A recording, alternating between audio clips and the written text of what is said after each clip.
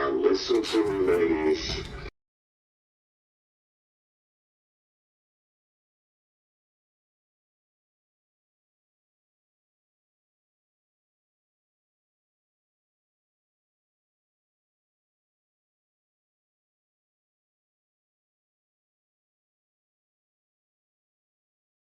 Now stop the truck.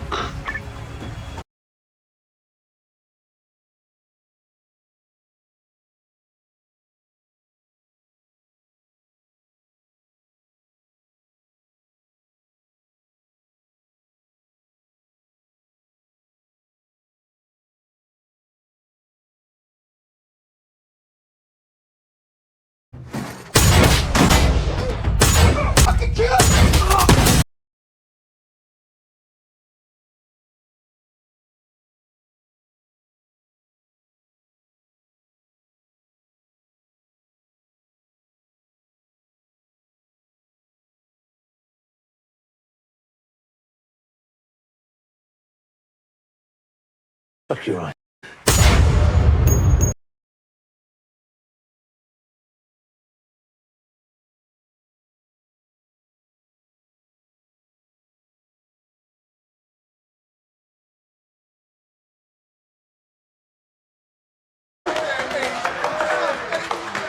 Jump on up, big boy.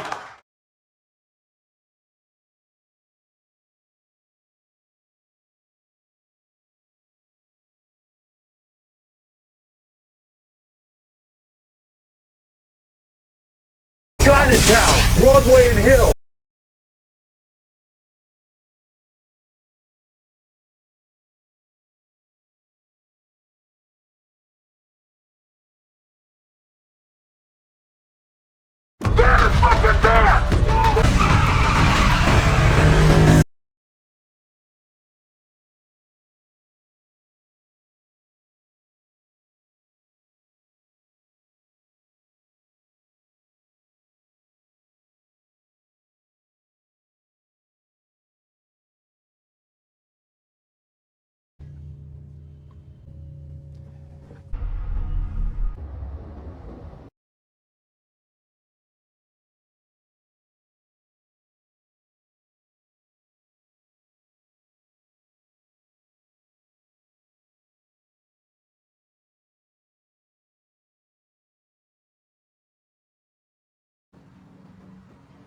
They're saying that climate change is a natural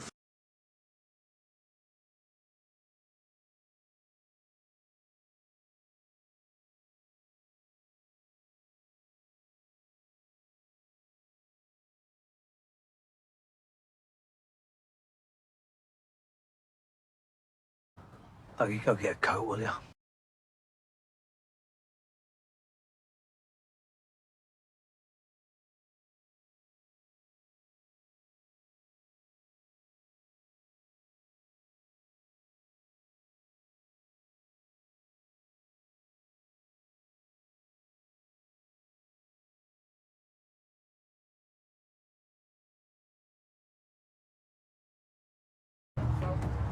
Burritos, please, sir.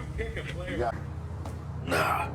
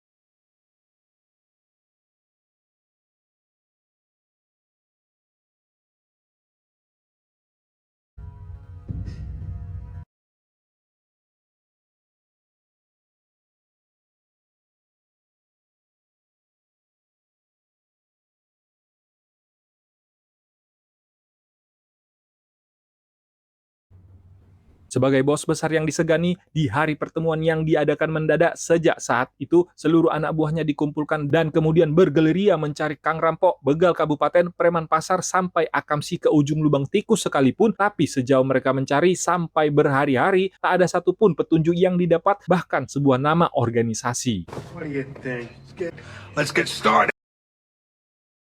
Sejauh yang mereka cari dimulai dari penjahat kelas 3 sampai buronan nomor 1 yang kebal hukum, tetap juga tidak ketemu siapa pelakunya. Itu artinya si Patrick berasumsi bahwa si pelaku adalah perampok yang terorganisir yang memang targetnya skala besar dan kemungkinannya sama seperti kebiasaan perampok pada umumnya, setelah mendapat hasilnya mereka akan pindah dan mencari mangsa yang lebih besar. Patrick. Patrick.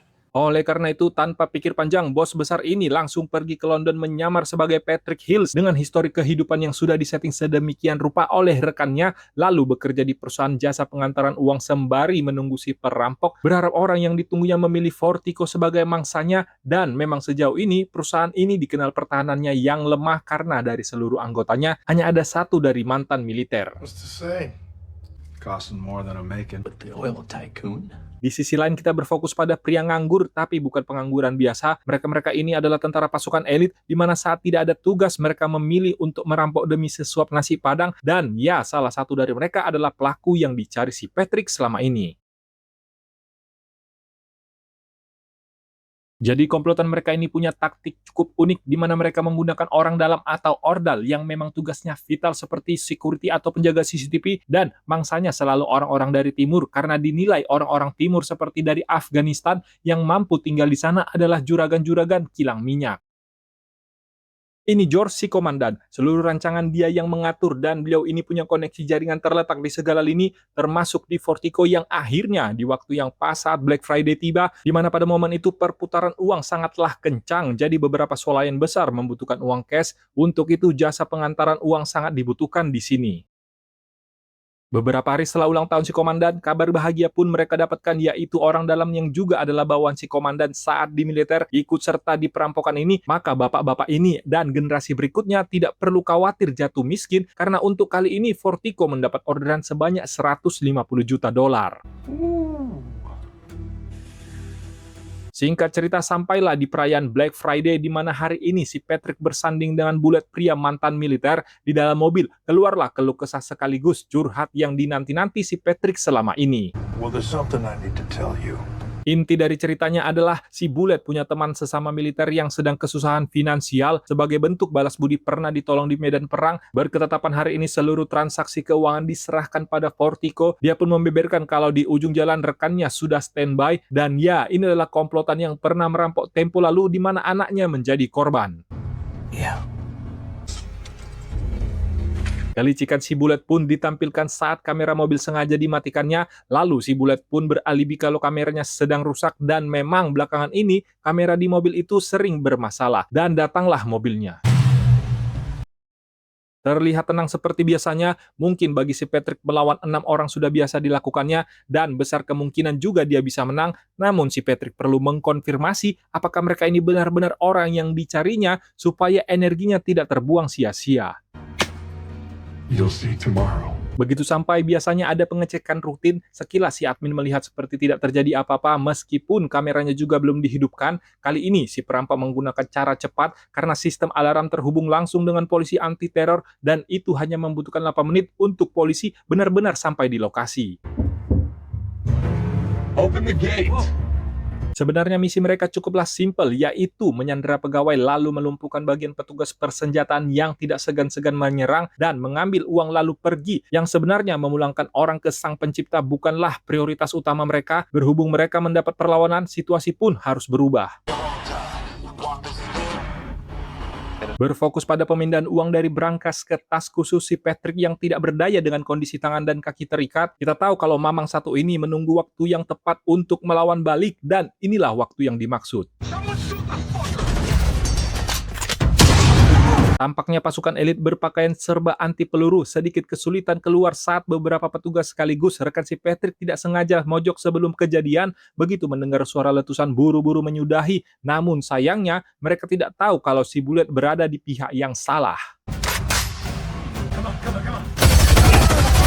Perjuangan bapak ini demi menuntaskan balas dendam anaknya tidak perlu diragukan lagi. Seluruh kemampuannya pun dikerahkan sampai-sampai si Patrick saking fokusnya dengan orang di depannya, dia tidak melihat ada sosok tinggi kurus sudah standby. We're good. Let's go. Kini kita berfokus pada bagaimana perampok yang tinggal 3 orang ini bisa selamat setelah berhasil melarikan diri. Langkah selanjutnya adalah peran paling penting, yaitu di mana mereka akan masuk ke salah satu gedung tak berpenghuni, tapi disinilah letak kemenangan mereka. Polisi yang mengira bahwa mereka sudah terjebak, namun nyatanya ada terowongan tersembunyi yang tak tergambarkan di peta manapun, karena terowongan itu merupakan hasil proyek yang dikorupsi. How you doing, Sarge? Di bangku depan, si Sersan mengalami luka parah dari percikan besi dan dia tahu tidak akan selamat. Untuk itu, dia berencana seluruh hasil yang didapat tadinya akan diberi ke si Bullet dengan mengkhianati si Jan yang dikenal orang tidak amanah dan tidak bisa dipercaya. Tapi dalam kondisi sudah banyak kehilangan mudar, tentu saja tenaganya pun sudah melemah. Where's the Sarge? Di dalam lift mengetahui komandannya sudah meninggal, muncullah perasaan janggal si Bullet di mana pada misi terselubungnya, yaitu sebelum si komandan wafat, dia sudah melenyapkan orang yang dicurigai menjadi benalu sejak pertama kali bertemu. Di lorong penentuan ini, nasib si Bullet pun ikut hilang ketika si Jan, orang yang paling dicari si Patrick, sudah mencium rencana jahat si komandan. Singkat cerita, setelah berhasil mendapatkan seluruh hasil rampokan, mungkin bagi pria ini kekayaannya tidak akan habis 100 keturunan meskipun sehari dibelanjakan 1 miliar, tapi ada satu hal yang perlu diingatnya tentang si Patrick. You here for the money? Siapa sangka orang yang dilihatnya sudah metong sebelum keluar tiba-tiba muncul di kediamannya yang memiliki keamanan super ketat dijaga security terbaik sedunia. Kertas yang dibaca adalah daftar peluru yang bersemayam di badan si Patrick mengenai 5 organ vitalnya dan menyebabkan trauma berat sehingga meskipun terlihat tenang, kedatangan si Patrick ingin berbagi rasa sakit yang pernah dialaminya sekaligus membalaskan dendam yang sudah dinanti-nantinya. Adios, amigos.